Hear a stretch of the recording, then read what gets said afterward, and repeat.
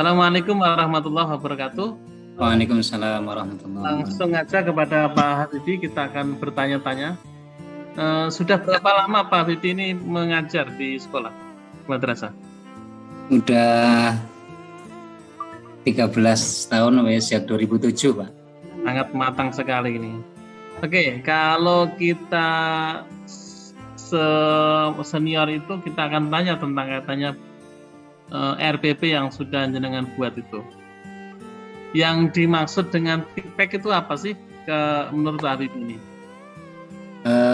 TIPEK itu Technological Pedagogic Content Knowledge.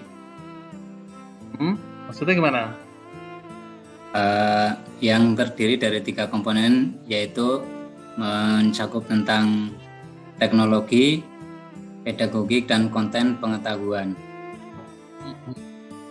Nah, bagaimana ketika Pak Habibie ini kan misalnya menerapkan PBL di mata pelajarannya itu dikaitkan dengan TIPEK itu bagaimana caranya? Kita memberikan pembelajaran dengan melalui video audiovisual. Di situ kita menjelaskan materi melalui PowerPoint dengan langkah-langkah yang disebutkan dengan materi-materi yang sudah disiapkan. Oke, selanjutnya Pak Habibie.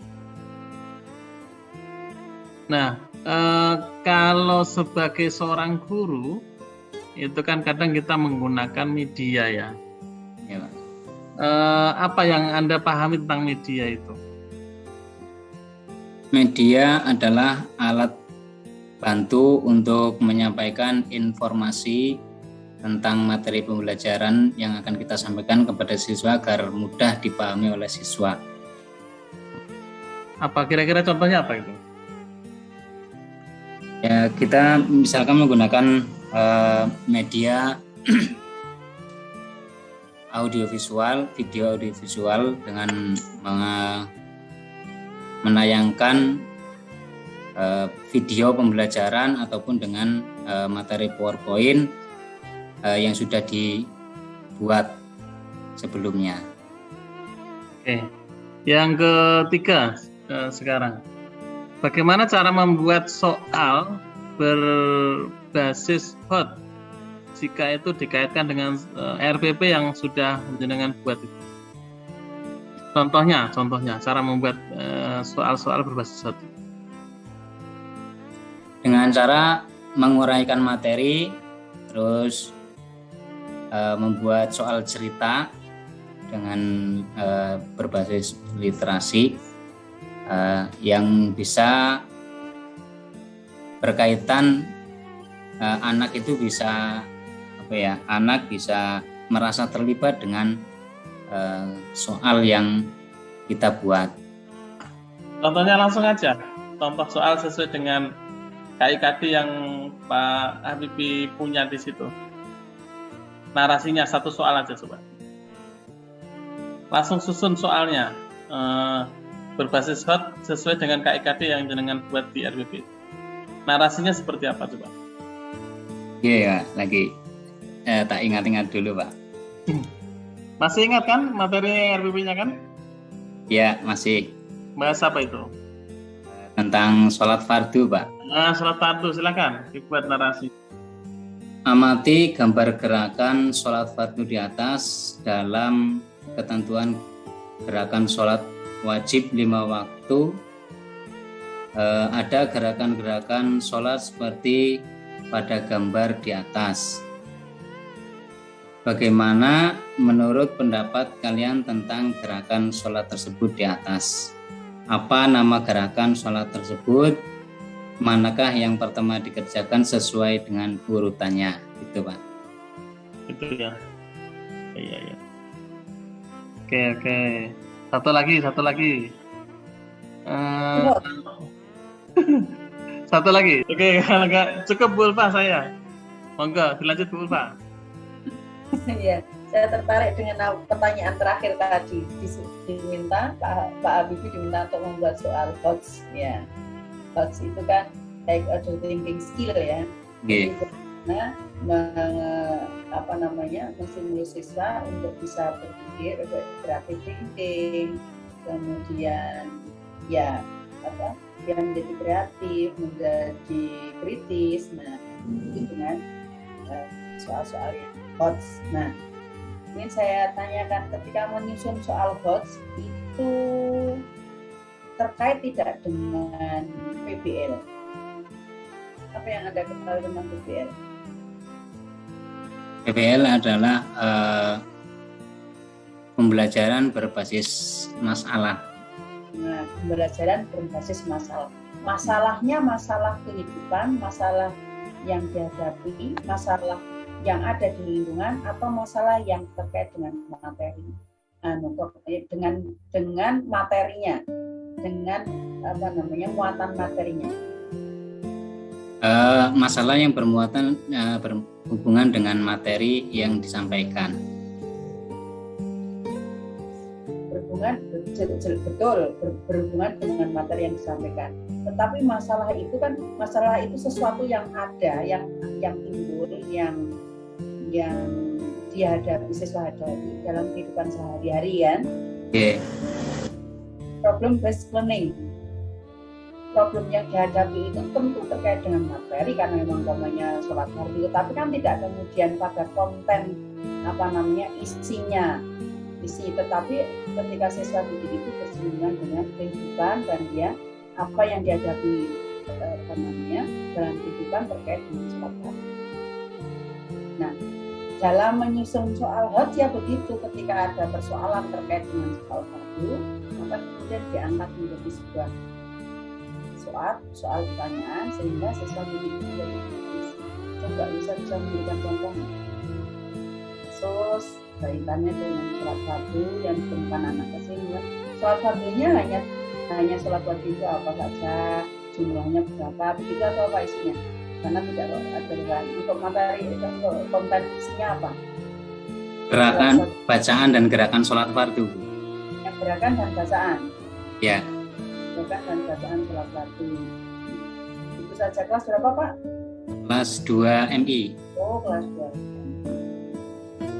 Karena ya, jadi kaitannya dengan gerakan. Oke.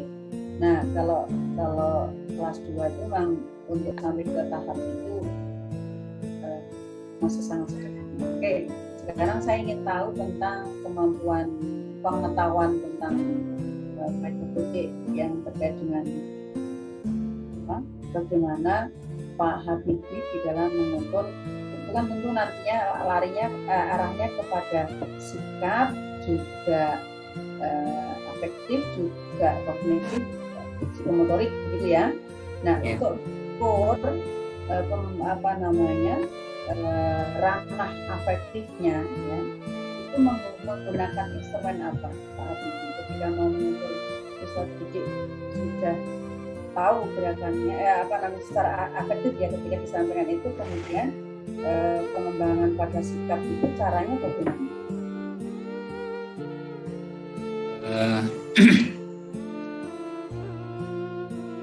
Kita memberikan menggunakan instrumen apa ketika menilai ya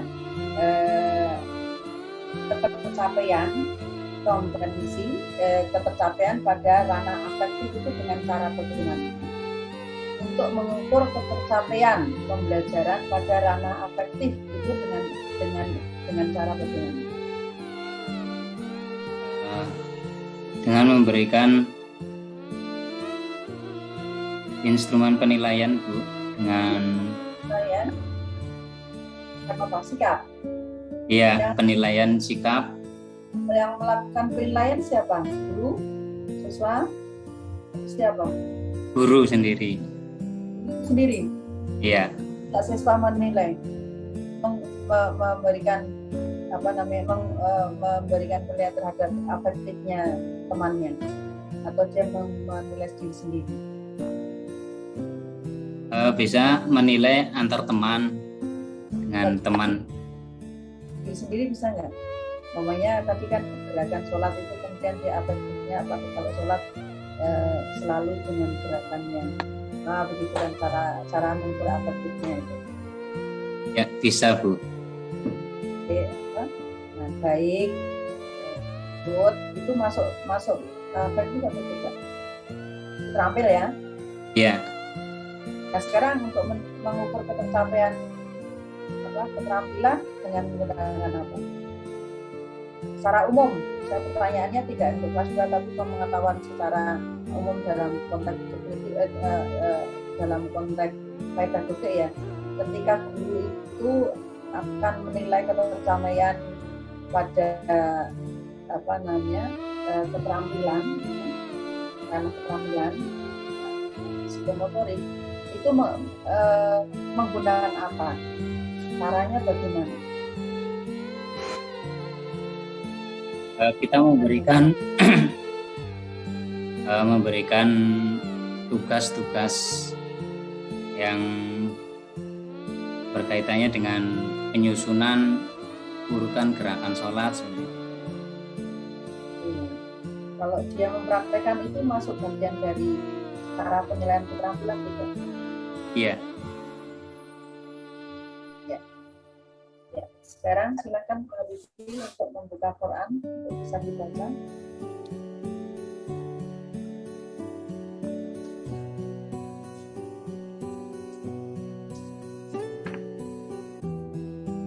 Ya, siap. Baca surat Baqarah saja yang kamu nyarinya. Ya. Baca ayat yang ke-4 dan 5. Aku baca dari awal langsung awal sampai 5. Awal sampai 5 ya Bu. Dengan أعوذ بالله من الشيطان الرجيم بسم الله الرحمن الرحيم ألف لام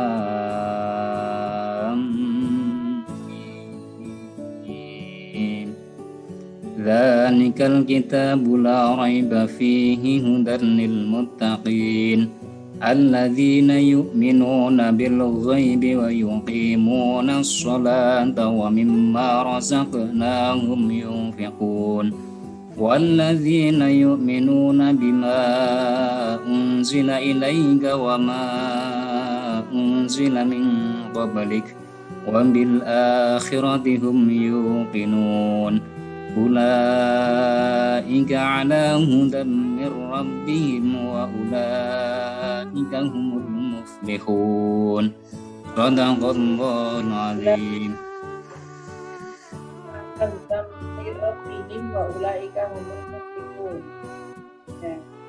Ulaika itu ada mat apa ini? Mad wajib mutasil. Kenapa? Karena ada mad tobingi yang bertemu dengan hamzah Dalam apa? dalam satu kalimat. Kata tanwin bertemu dengan mim apa namanya? Itu bihunah. Sukun bertemu dengan ro apa namanya? Itu bilahunah.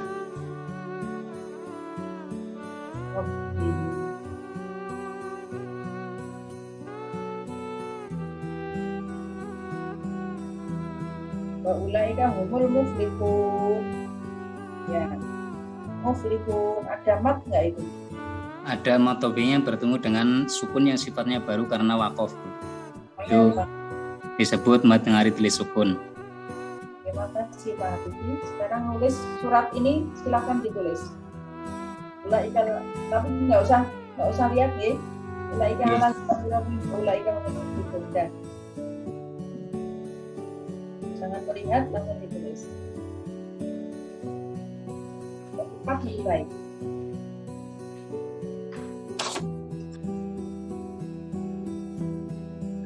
Yang ayat berapa tadi Bu ya? 5.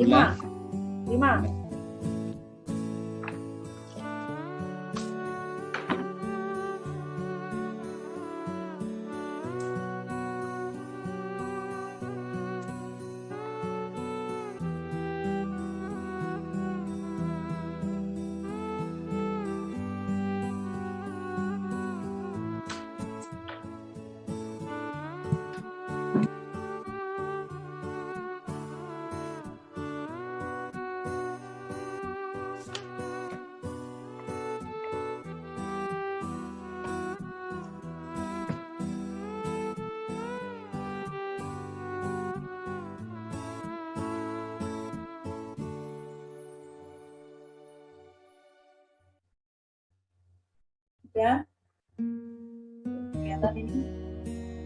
Nah, memang sudah. Sudah? Oke. Anu saja di apa backgroundnya dimatikan dulu, di backgroundnya ditutup biar kelihatan tulisannya. Oke, Bu. Nah, udah. Silakan agak naik. Nah, udah.